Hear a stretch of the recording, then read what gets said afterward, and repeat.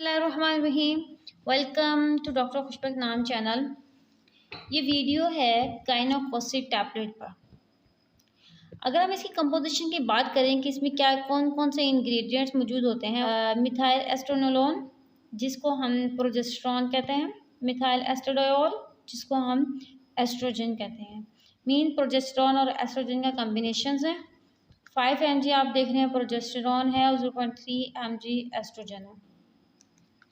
इसको हम कब इस्तेमाल करते हैं, कब इस्तेमाल इसको नहीं करना, क्या इसके साइड इफ़ेक्ट्स हैं, चलिए आइए हम देखते हैं इसकी डिटेल्स। इसमें से हमने लीफलेट को, इसके पेपर्स को बाहर निकाल लिया है पैकिंग से। ये चाहिए इंफॉर्मेशन उर्दू में वो ये सारा रीड कर सकते हैं। और जो से स्टूडेंट्स चाहते हैं कि हम इंग्लिश में इसको सीखें तो आपके पास ये इंग्लिश का इसके अंदर भी पेज होता है।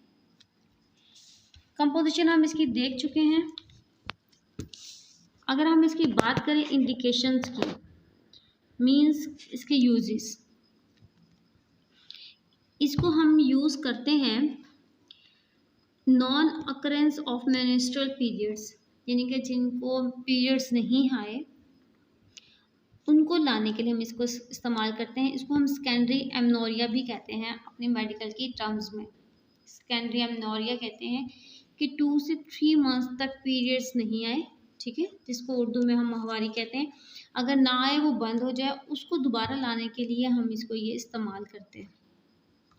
और अगर आपने ये याद रखना है कि पीरियड्स 8 वीक्स हो गए कि नहीं आए तब आप इस्तेमाल कर सकते हैं। ये नहीं है कि आपको 4 डेज़ गुजरे हैं, आपके पास पोस्ट डेट हो गए पीरियड्स और या 5 डेज़ हो गए, आप उसको फ़ौरन बाद इस्तेमाल मत करें, ठीक है। डोजेस की अगर हम बात करें, देखिए इसकी पैकिंग को अगर हम अनबॉक्स करें तो इसमें 2 टैबलेट्स होती हैं, ठीक है। ये इसके अंदर ये कुछ नहीं है, सिर्फ ये 2 टैबलेट्स हैं। एक टैबलेट्स आज आप स्टार्ट करें ले लें, उसके नेक्स्ट डे फ़ौरन बाद आप दूसरी टैबलेट लें।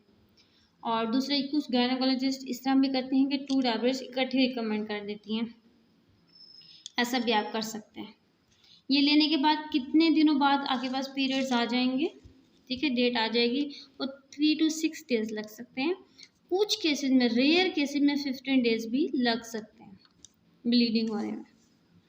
और कंट्राइंडिकेशंस क्या है इसके, कब हम इस्तेमाल नहीं कर सकते, जिन लोगों को प्रेगनेंसी है उनमें आप बिल्कुल इस्तेमाल कर सकते हैं। प्रेगनेंसी को अबॉर्ट करने की टैबलेट्स नहीं है।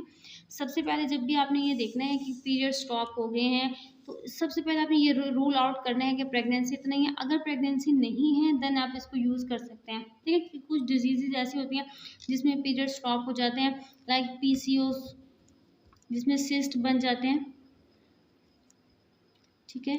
और जो मदर अपने बेबी को फीड करवा रही होती हैं उसमें प्रोलैक्टिन का लेवल ज़्यादा होता है, हाइपरप्रोलैक्टिनीमिया में, कुछ इस तरह और भी डिजीज़ हैं। उन केसेस में ऐसा होता है कि पीरियड्स नहीं आते तो उन दोबारा उसको साइकिल्स में लाने के लिए हम ये इस्तेमाल करते हैं, ठीक है।